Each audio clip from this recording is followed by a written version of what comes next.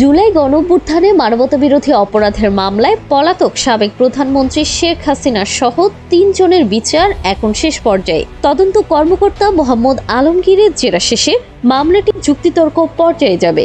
এরপর রায়ের তারিখ নির্ধারণ করবে আন্তর্জাতিক অপরাধ ট্রাইব্যুনাল। প্রসিকিউশনের প্রত্যাশা অল্প সময়ের মধ্যেই সাক্ষ্য ও যুক্তিতর্ক শেষ হবে।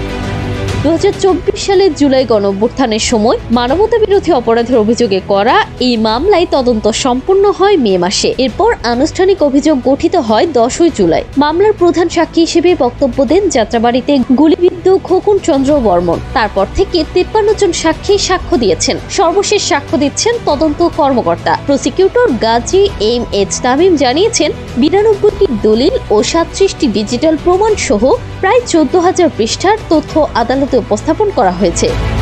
প্রসিকিউশনের মতে 5টি অভিযোগের প্রতিটি সাক্ষ্য ও প্রমাণে সন্দেহাতীতভাবে প্রমাণিত হয়েছে। তাদের অভিযোগ, শেখ হাসিনা 14 জুলাই 2024 তারিখ উস্কানিমূলক বক্তব্য দিয়ে আন্দোলনকারী ছাত্র জনতার বিরুদ্ধে সহিংসতা উস্কে দেন, যার ফলে দেশ জুড়ে 1,500-এরও বেশি মানুষ নিহত এবং প্রায় 25,000 আহত হন। এছাড়া প্রাণঘাতী অস্ত্র ব্যবহারের নির্দেশ, নিরস্ত্র নাগরিকদের গুলি করে হত্যা এবং আগুনে পুড়িয়ে মারা সহ 5টি ঘটনায় শেখ হাসিনা, তৎকালীন স্বরাষ্ট্রমন্ত্রী আসাদুজ্জামান খান কামাল ও সাবেক আইজিপি চৌধুরী আবদুল্লাহ আল মামুনকে অভিযুক্ত করা হয়েছে। চিফ প্রসিকিউটর মোহাম্মদ তাজুল ইসলাম বলেন, জাতির প্রত্যাশিত এই বিচার সঠিক পথে এগোচ্ছে, অচিরেই রায় হবে।